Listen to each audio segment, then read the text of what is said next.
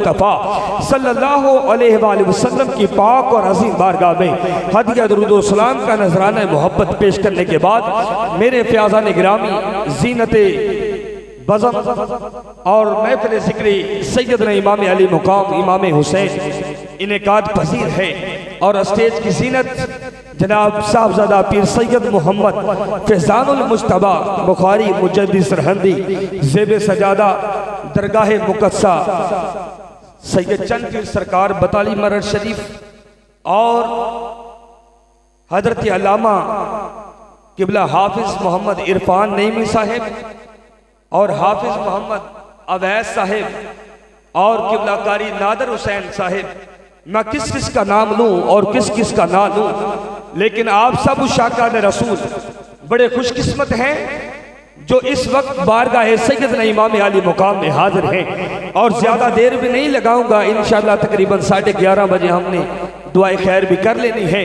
लेकिन सना खानों ने सना खानी के जरिए, कुरान तिलावत कुरान पाक के जरिए, खुतबा ने खताबत के जरिए, नुकबा ने नकाबत के जरिए बारगाह मुस्तफ़ा करीम में नजराना मोहब्बत पेश किया।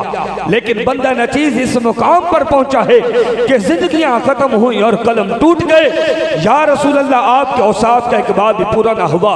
मेरे दोस्तों ने गिरामी, बड़ी सआदत की बात है और खुशकिस्मती की बात है कि सैयदना इमाम अली मुकाम का जिक्र करना और सुनना हर एक के बस की बात नहीं है। किस मुंह से हो बया मदह शान अहले बैत, मदह गोए मुस्तफा है मदह खान अहले बैत, और जिनकी पाकी का खुदाए पाक करता है बया। आयत ततहीर से जाहिर है शान अहले बैत और अहले बैत पाक से गुस्ताखियां बेबाकियां लानतुल्लाह अलैकुम दुश्मनाने अहले बैत। मेरे दोस्तों ने गिरामी, रब कायनात की जात ने कुरान मजीद फुरकान हमीद में इरशाद फरमाया, आयत ततहीर हो या आयत बहरीन हो, हदीस सकलैन हो, किस किस का जिक्र करें। और जिस तरह हदीस मुस्तफा है, काना रसूलुल्लाह सल्लल्लाहु अलैहि वसल्लम फीना यौमन खतीबन बैना मक्का वल मदीना अना तारिकुम फीकुम सकलैन अव्वलहुमा किताबुल्लाह फीहिल हुदा वन नूर फखुजू बिकिताबिल्लाह फस्तमसिकू बि उज़क्किरुकुमुल्लाहु फी अहलिल बैत उज़क्किरुकुमुल्लाहु फी अहलिल बैत उज़क्किरुकुमुल्लाहु फी अहलिल बैत। फरमाया, ऐ मेरे प्यारे साहब, शरीयत भी मुकम्मल है, कुरान भी मुकम्मल है, दीन भी मुकम्मल है और तुम्हें जीना भी सिखा दिया, मरना भी बता दिया। जिस तरह ये आयत है कुरान करीम की आयत मवद्दत कि मैं तुमसे कोई सवाल नहीं करता, उलमा बैठे हैं, और ना ही अजर तलब करता हूँ। किस बात पर कि तुमको दीन दिया है, इस्लाम दिया है, जीना सिखाया, मरना बताया। औरत को इज्जत मिली तो चौखट मुस्तफा से, ये निगाह मुस्तफा को है। अगर अबू बकर को इज्जत मिली है तो चौखट मुस्तफा पर।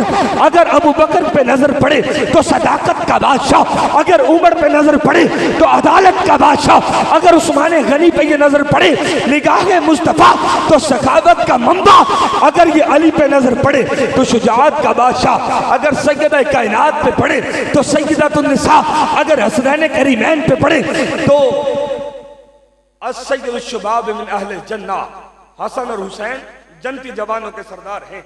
मेरे दोस्तों ने गिरामी, मक्का और मदीना के दरमियान हजूर अलैहिस्सलातु वस्सलाम ने ये हदीस जो मैंने पढ़ी, हदीस सकलैन, मजबूत हदीस, और जिसका रद्द कोई भी आलम शेखुल हदीस मुफ्ती नहीं कर सकता। शिकल का माना ही मजबूत है। फरमाया, मक्का और मदीना के दरमियान हजूर ने सारे सहाबा को जमा किया।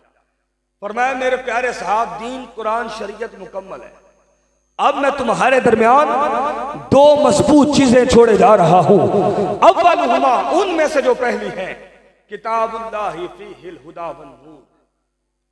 किताबुल्लाह है कुरान मजीद फुरकान हमीद है, जिसके अंदर हिदायत भी है और नूर भी है। फखुजू, बस तुम पकड़ लो मजबूती के साथ। बि किताबिल्लाही फस्तमसिकू बि, किताबुल्लाह के साथ साथ किसको? उज़क्किरुकुमुल्लाहु फी अहलिल बैत। अब ये सवाल करेंगे आप, क्या साहब आपने कुरान का एक मरतबा जिक्र किया, हदीस पढ़ी अहले बैत का 3 मरतबा क्यों कहा है उज़क्किरुकुमुल्लाहु फी अहलिल बैत? ये हदीस मुस्तफा ही इसी तरह है। कुरान का एक मरतबा जिक्र किया इमाम उल अंबिया ने और अपनी अहले बैत का 3 मरतबा जिक्र किया। और लोगों को बताया। और जब ये आगोश नबूवत में सैयदा कायनात की आंगन में ये हसीन फूल खिलता है और जब हजूर निकलते हैं अपने कशाना रहमत से सैयदा कायनात के घर तशरीफ लाते हैं, हजूर ने सैयदना इमाम आली मुकाम को जब देखा अपने बाजुओं पे उठा लिया। जब अपने बाजुओं पे उठाया और अपनी जुबान इमाम आली मुकाम के मुंह में डाल दी और दुनिया वालों को बता दिया, अगर सैयदा कायनात की विलादत हुई तो गुड्डी जुबान मुस्तफा, अगर मौला कायनात की विलादत हुई तो गुड्डी जुबान मुस्तफा, अगर इमाम हसन मुस्तफा की विलादत तो गुड्डी जुबान मुस्तफा, इमाम हुसैन की विलादत गुड्डी जुबान मुस्तफा। इन हस्तियों के मुंह में अपनी जुबान को डालकर दुनिया वालों को बता दिया कि लोगों, अगर तुम चेहरे गिनो तो 5 हैं और इनमें जुबान 1 है, अगर तुम नफूस गिनो तो 5 हैं और ऊपर काली कमरी 1 है, अगर तुम जिस्म गिनो तो 5 है, लेकिन कुरान में आयत ततहीर 1 है।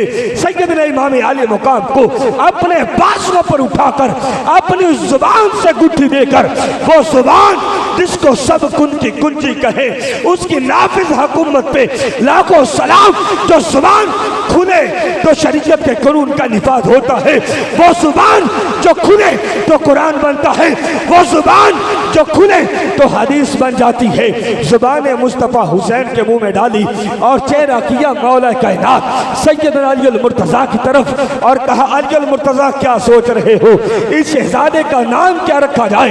मौला कायनात ने फरमाया, जी या रसूलल्लाह, अगर शहजादे का नाम हरफ रख लिया जाए तो हुजूर ने फरमाया, ना ना अली मुर्तज़ा, इसका नाम ना तू रखेगा ना इसका नाम मैं रखूंगा और दुनिया और की रूए जमीन पर कोई भी इसका नाम नहीं रखेगा, बल्कि इस शहजादे का नाम अर्शे मुअल्ला पर रब्बे कायनात की जात ने हुसैन रख दिया है।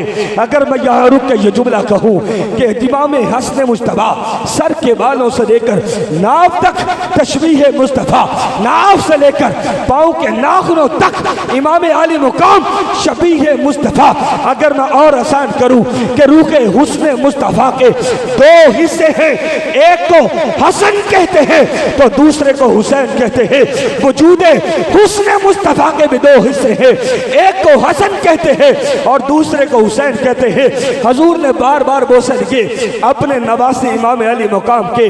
मैं जिक्र और जरा इख्तिसार के साथ कर रहा हूँ क्योंकि दामन किल्लत है।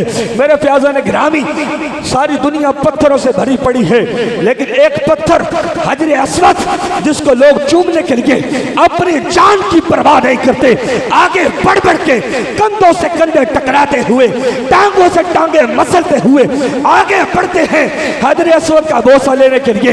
इमाम राजी फरमाते हैं, हजरत उमर बिन खत्ताब जब तवाफ़े काबा किया, आपके दिल में इरादा हुआ कि मैं हजर अस्वद का बोसा लूं, आगे बढ़ने लगे, रुक गए। आपने फरमाया, हजर अस्वद सुन ले, जब से निगाहे मुस्तफा पड़ी है मैं पत्थरों को पूजने वाला नहीं, खत्ताब का बेटा उमर हूँ, बल्कि पत्थरों के बुतों को तोड़ने वाला हूँ। मेरा सुनहरी दौर उम्मत मुसलमान क़यामत तक याद रखेगी। लेकिन हजर अस्वद तुझे इसलिए चूम रहा हूँ कि तुझे मेरे मुस्तफा ने चूमा है।